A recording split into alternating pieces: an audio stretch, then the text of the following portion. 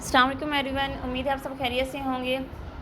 अच्छा जी, आज हमारा CSS लेक्चर सीरीज़ में पंजाबी मॉडर्न पोइट्री का लास्ट लेक्चर है। प्रीवियस लेक्चर में हमने पीर फजल गुजराती को डिस्कस किया था और आज बारी है बल्दा शहर यानी रऊफ़ शेख की। अब हम देखेंगे रऊफ़ शेख की लाइफस्टाइल क्या था और उन्होंने कौन कौन से अदबी काम जो अपनी लाइफ में किए हैं। तो चलिए जी स्टार्ट करते हैं। रऊफ़ शेख के बारे में कहा जाता है, हयाती ते एक झात अगर डालें तो जम पुल ते तालीम। 1935 ਨੂੰ ਹਾਫਜ਼ਾਬਾਦ ਵਿੱਚ ਸ਼ੇਖ ਮੁਹੰਮਦ ਸ਼ਰੀਫ ਦੇ ਘਰ ਜੰਮੇ। ਮੈਟ੍ਰਿਕ ਤੋਂ ਬਾਅਦ ਵਾਲਿਦ ਦੇ ਨਾਲ ਕਾਰੋਬਾਰ ਵਿੱਚ ਰੁੱਝ ਗਏ यानी कि बिज़ी हो गए। लाहौर से लोहे का कारोबार किया। अगर हम अदबी कामों की बात करें तो कहते हैं राइट गिल्ड विच सैकटरी रहे, वाटा शहर बल्दा शहर चुप दा जहर करना ते शिकर दोपहरे लिखियाँ। ये कुछ बुक्स हैं जो उन्होंने लिखी हैं। उसके अलावा कहते हैं बल्दा शहर दा तनकीदी जायज़ा 1971 से छापे चढ़ी, उसको पब्लिश किया गया। दिबाचा फैसल दे नात लिखिया, इंतसाब सजना दे नात किता, सजना यानी कि दोस्तों के नाम लिखा। इकलापे दा एहसास, उनके बल्दा शहर में वो इकलापे दा एहसास बहुत ज़्यादा प्रोमिनेंट करके दिखाते हैं। कहते हैं कि विछोड़ा ते इकलापे दा एहसास लभदा है। उन्होंने बल्दा शहर की पोइट्री विच इकलापे ते विछोड़े का एहसास उगड़वा है। नैक्सट अगर गल करिए शहर ते पिंड दा रंग, बल्दा शहर में उन्होंने शहर और गांव का कंपैरिजन किया है। कहते हैं बेहिसी बेचैनी हैरत खौफ भरम दे भुकंदा ए रत्ता रे सच्चे मेवे सौगाता ने शहर दियाँ।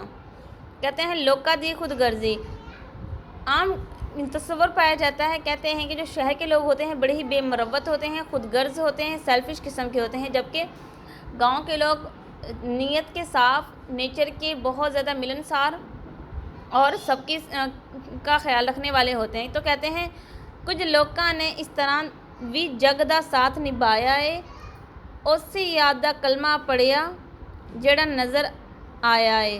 कहते हैं कि कुछ लोग हयात निभाते हैं और ऐसे लोग सिर्फ गांव में ही पाए जाते हैं। फिर रऊफ़ शेख बात करते हैं रिश्तियाँ ते बेतबारी। कहते हैं कि अपने शहर दे किस बूहे नू अपने कतल दा दोष दियाँ, दोष कहते हैं कसूरवार ठहराना। साकां दे बल्लां ते ताले यारां दे हथ उत्ते ने। कहते हैं कि जो मेरे खून के निशानात हैं वो तो मेरे अपने ही दोस्तों के हाथों पे नज़र आ रहे हैं। नेक्स्ट अगर हम देखें तो उन्होंने अपने दौर के इस्तेहसाली तबके और शहरों में किए जाने वाले इस्तेहसाल को भी अपनी पोइट्री में इस्तेमाल किया है। अपनी बल्दा शहर के अंदर उसका भी तज़किरा किया है।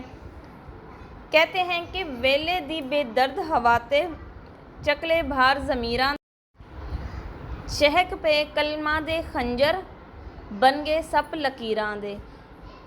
आगे मुकद्दर ते शिकवा, कहते हैं कि मुकद्दर दा गिला ते होनी नू कसरवार ठहरांदे ने। शेख रऊफ़ बेसिकली एक पोइट ऐसे हैं जो अपना कसूर मानने के बजाय अपने या तो किस्मत का गिला करते हुए दिखाई देते हैं अपनी पोइट्री के अंदर, या फिर कहते हैं कि जो मेरे साथ हुआ या जो हो रहा है वो होना ही था। तो वो इसलिए कभी भी अपनी गलती को तस्लीम नहीं करते, वो हमेशा मुकद्दर और होनी दा कसूर ही ठहरांदे ने। कहते हैं दुखा नाल रफ़ाकत, उनकी दुख भरी ज़िंदगी में उनका दुख से बहुत ज़्यादा उनकी कुराबतदारी थी। उनकी ज़िंदगी में दुख, दर्द और रंज तकलीफ़ का ख़ास जिक्र मिलता है। फिर अगर हम देखें मजमूई दुख इकवी जेड़ा कंडियाँ होया भरे जहांचे दसदा नहीं, सारे इंज उदास ने जिमें सारे बाजी हार गए ने। वो कहता है कि आज के दौर में जितने भी इंसान हैं सब के सब इस कदर परेशान दिखाई देते हैं, इतने उदास दिखाई देते हैं। चलो मेरी ज़िंदगी में तो तकालीफ हैं ही हैं, लेकिन बाकी सब लोग क्यों परेशान हैं? ऐसे लगता है जैसे सब के सब ही ज़िंदगी में बाजी हार गए हों। फिर उन्होंने अपनी पोइट्री में तशबीहां ते इस्तारियां का इस्तेमाल भी किया है। रमज़ान को भी खास मौजू बनाया है, बयान लई सादगी ते इख्तिसार नू अपनाया है, ते कहावतां भी इस्तेमाल कीतियां ने। अखीरली गल यानी कि आखिरी सिटा मुकदी गल कंक्लूजन। तो एस्पेरेंट्स ये हमारा था पंजाबी का last lecture about poetry.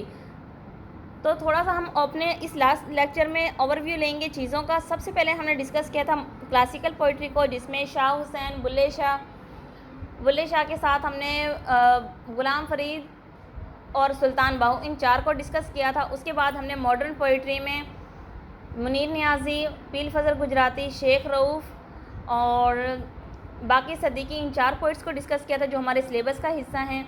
Next अब हम मूव करेंगे अपने पेपर 2 की तरफ, नसर की तरफ। नसर में कौन कौन सी चीज़ें शामिल हैं, तो उम्मीद है आपको चीज़ें समझ आ गई होंगी। जो हमारे ज़्यादा प्रोमिनेंट पोइट्स थे क्लासिकल पोइट्री में, क्लासिकल पोइट्री के चारों पोइट ही बहुत ज़्यादा इम्पोर्टेंट हैं।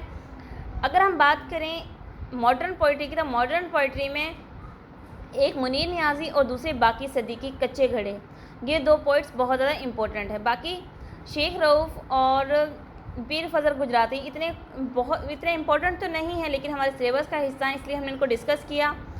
तो अब हमारे पोइट्री का पोर्शन काफ़ी हद तक कंप्लीट हो गया है। नेक्स्ट अब हम मूव करेंगे अपने नसर की तरफ। तो इंशाल्लाह नेक्स्ट वीडियो लेक्चर में हम स्टार्ट करेंगे अपने नसर को।